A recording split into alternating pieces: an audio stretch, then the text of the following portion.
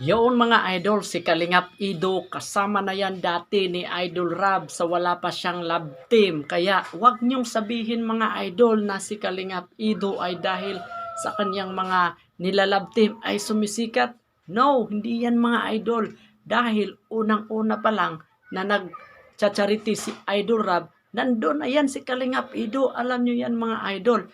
At dahil siya pa nga sa ngayon mga idol, no, sa mga nilalove team niya, siya pa nga ang tumutulong. Oo, yan ang ating ah, isipan. Yan ang ating isipin mga idol na siya pa ang tumutulong ha? Sa kanyang nilalove team.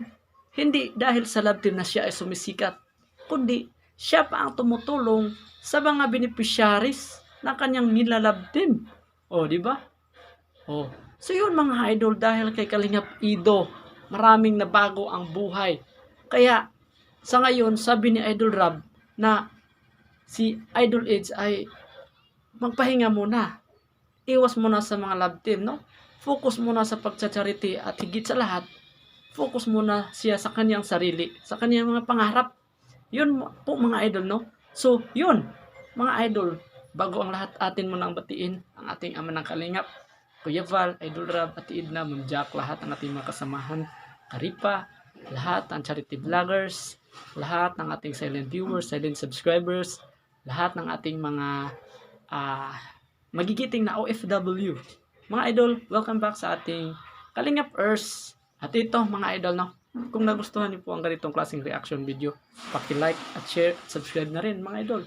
At i-on ang notification bell para lagi kayong updated sa susunod nating mga uploads. Ito mga idol, dito na mga idol, no, atin munang pakinggan si Idol Rab, no, patungkol ito kay Idol Edge, no, at baka maliwanagan ang inyong mga isip mga idol, no. So muli natin pakinggan, so please watch this. Natin ng si Eds, kaya na natin siyang mag-focus sa kanyang pagbo-vlog, ano? Pagpahinga man lang siya. Okay na po 'yon, yung kanyang mga natulungan sa mga nakakadamdam niya, nakakalab team niya. Okay na po 'yon. Madami na po siyang natulungan in Edo. Minsan Eds, tandem man siya, hindi. Eds ay stable na, ano? Kasi may trabaho naman yan sa akin. Kaya I love team siya kung kanino, talagang siya yung mas nakatulong. Mas nakatulong sa kanyang nakatandem. Si Zed sa akin kasi yan may channel man na siya, may sahod siya sa akin before, stable na siya. Kung itandem natin siya, talagang matutulungan yung beneficiary, mas matutulungan talaga. Opo. Kaya sa mga nag-aano diyan kay Edo na si Edo yung mas tulungan, mali po yun. Ano? Pag-isipan niyo pong mabuti. Si Edo wala pa yang katandem, may trabaho na yan sa akin at may channel na po yan. Nung naitandem natin si Edo sa mga beneficiary na mas nangangailangan ng nung naitandem natin sa EDS. Oh, di ba mga idol, no? Alam nyo na. Alam nyo na yung sinasabi ni Idol Rab, di ba?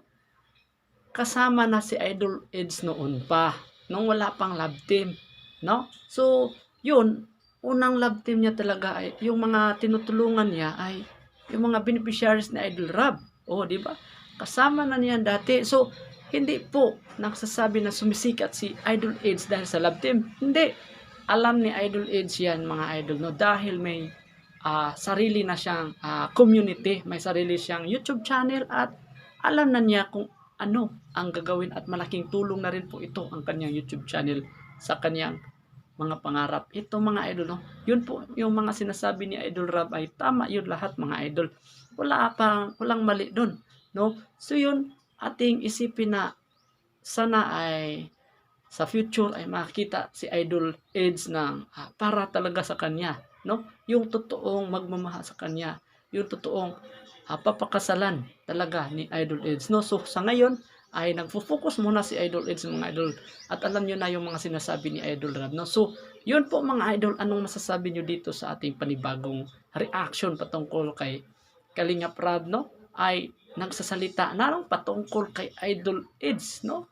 Kung ano ang mga plano nito at ano ang gustong maabot, no, ni Idol Ed sa kanyang sarili. So yun mga idol, no, comment down below mga idol at huwag kayong mahiya, no, huwag kayong mahiya at syempre pa-like at share.